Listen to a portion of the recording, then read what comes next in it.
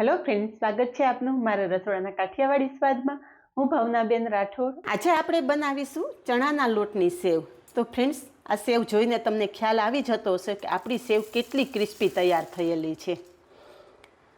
સેવ એક એવી વસ્તુ છે કે લગભગ આપણે દરરોજ ઉપયોગમાં લેતા હોઈએ છીએ। તમે સેવ ટમેટાનું શાક બનાવો કે કોઈ ફરસાણ સાથે ખાઓ કે પછી સેવ મમરા બનાવો, બજારથી લઈ આવેલી સેવ એકના એક તેલમાં અનેક વખત તળેલી હોય છે। ઘરે તમે બનાવો સેવ તો માત્ર 15થી 20 મિનિટમાં તમે સેવ તૈયાર કરી શકો છો અને શુદ્ધ અને સાત્વિક વસ્તુ તૈયાર થશે। અને આજે આ સેવમાં આપણે એક એવી વસ્તુ ઉમેરેલી છે કે તમારી સેવ લાંબા સમય સુધી સરસ ક્રિસ્પી જ રહેશે। તો વિડીયો બિલકુલ સ્કીપ કર્યા વગર જોજો। વિડીયો પસંદ આવે તો વિડીયોને લાઇક, શેર અને સબસ્ક્રાઈબ કરી પાસે રહેલું બેલ પ્રેસ કરો જેથી આવનારા નવા વિડીયો સૌથી પહેલાં આપને મળે। તો ચાલો બનાવીએ 15 જ મિનિટમાં તૈયાર થઈ જતી બેસનની સેવ। બજાર જેવી જ ક્રિસ્પી અને ફરસી સેવ બનાવવા માટે અહીંયા મેં 2 કપ ચણાનો લોટ લીધો છે। ચણાનો લોટ આપણે ચાળી લેશું। તો અહીંયા મેં એક મિક્સિંગ બાઉલ ઉપર ચાયણો રાખેલો છે। તો થોડો થોડો કરતાં ચણાનો લોટ આપણે ચાયણામાં ઉમેરશું।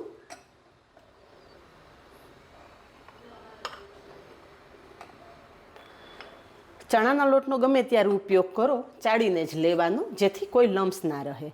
અને ચણાનો લોટ ચાળવાની એક સ્પેશિયલ રીત બતાવું। આ રીતે ગ્લાસ બધાના ઘરમાં હોય જ।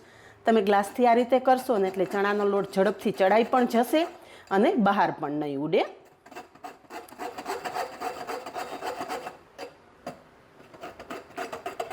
આ રીતે જ બાકીનો લોટ પણ આપણે ચાયણામાં ઉમેરી અને ચાળી લેશું। અહીંયા ચણાનો લોટ ચાળી લીધો છે। હવે આ સેવ એકદમ સરસ ક્રિસ્પી અને ફરસી બને એ માટે બજારમાં મળતી સેવમાં મેંદાનો ઉપયોગ કરે છે। ચણાના લોટ સાથે અડધો મેંદાનો લોટ ઉમેરતા હોય છે, પણ અત્યારે આપણે ઘરે સેવ બનાવીએ છીએ તો ચણાના લોટ સાથે આપણે 2 ચમચી ચોખાનો લોટ ઉમેરશું। 2 ચમચી જેટલો ચોખાનો લોટ ઉમેરશો ને એટલે સેવ ક્રિસ્પી અને એકદમ સરસ ફરસી તૈયાર થશે।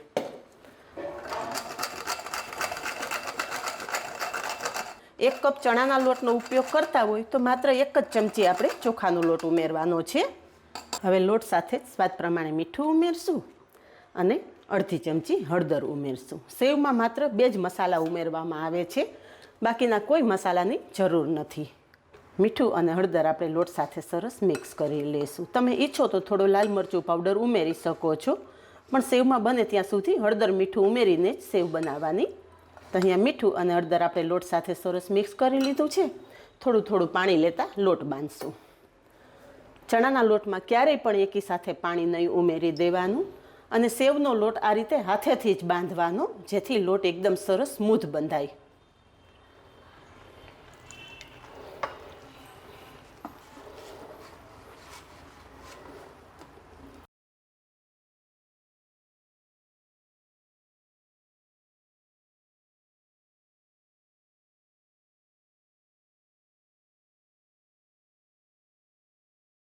તો અહીંયા સેવનો લોટ બાંધી લીધો છે અને અહીંયા તમને બતાવી દઉં કે આપણે સેવનો લોટ કેટલો ઢીલો રાખવાનો છે।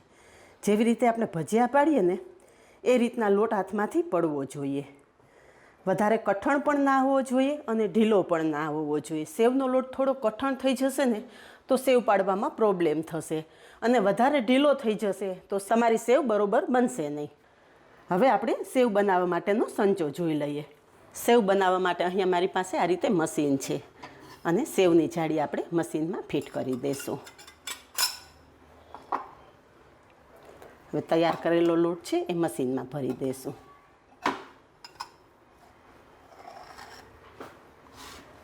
ઘણા વ્યુઅર્સની કમેન્ટ છે કે સેવ કે કાઠિયા મશીનમાં બનાવીએ ને એટલે લોટ ઉપર ચડી જતો હોય છે, પણ એ લોટ ઉપર ના ચડે ને એના માટેનો તમને એક બેસ્ટ આઈડિયા બતાવું। મશીનમાં આપણે 4 થી 5 જાળી આવતી હોય છે, એમાં આ રીતે એક ચકરીની જાળી પણ હોય છે। તો એ જાળી આ રીતે ઉપર મૂકી દેવાની। આ જાળી ઉપર મૂકશો ને એટલે મશીનમાં તમારે લોટ ક્યારેય પણ ઉપર નહીં આવે અને બસ હવે મશીન ફિટ કરી દેવાનું। અહીંયા જુઓ કે આપણો લોટ પરફેક્ટ બંધાયેલો છે, તો એક એક કાણામાંથી આ રીતે સેવ બહાર આવવા માંડી છે।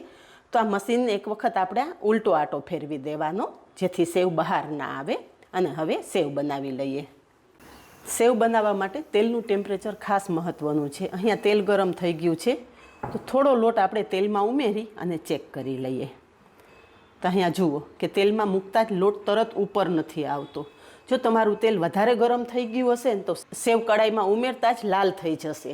એટલે તેલનું ટેમ્પરેચર પરફેક્ટ હોવું જોઈએ. અત્યારે આ તેલ કમ્પ્લીટ ગરમ થયેલું છે. તો હવે સેવ પાડી લઈએ. મશીન આ રીતે ગોળ ફેરવશો ને એટલે તમારી સેવ સરસ જ બનશે. અને ફરી પાછો આ રીતે ઉલટો આટો ફેરવી લેવાનો, જેથી મશીનમાંથી સેવ બહાર ના નીકળે.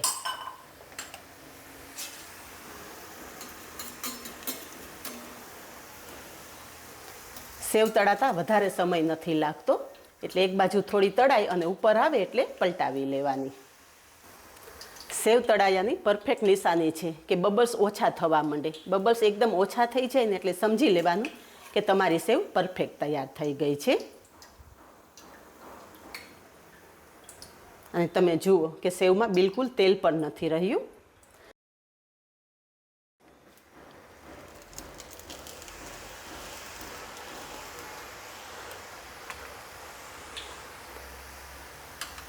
અને સેવ વધારે પણ નથી પાડવાની. માપે સેવ પાડશો ને એટલે તમારી સેવ બધી જ એકદમ સરસ તળાઈ જશે.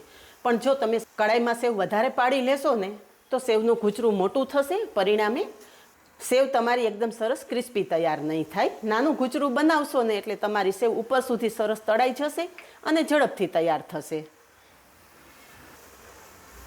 અહીંયા તમે જોઈ શકો છો કે આપણે સેવ બનાવતા બિલકુલ સમય નથી લાગતો. અને સેવ તળાઈ જાય એટલે તરત જ ઉપર આવી જાય છે. અહીં આપણી બધી જ સેવ બનીને તૈયાર થઈ ગઈ છે.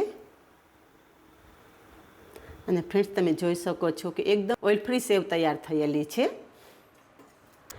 અહીંયા જુઓ ફ્રેન્ડ્સ કે માત્ર આપણે 250 ગ્રામ લોટનો ઉપયોગ કરી અને આ સેવ બનાવેલી છે. તો 400 ગ્રામ જેટલી આ સેવ તૈયાર થયેલી છે. અને સેવ બનાવવામાં બિલકુલ તમારે સમય પણ વધારે નથી જોતો. તો ફ્રેન્ડ્સ આ સેવ જોઈને તમને ખ્યાલ આવી જતો હશે કે આપણી સેવ કેટલી ક્રિસ્પી તૈયાર થયેલી છે.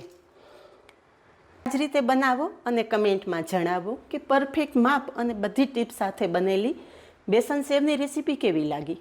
આજે બસ આટલું જ. મળી નેક્સ્ટ વિડીયોમાં. ત્યાં સુધી બાય. Thank you.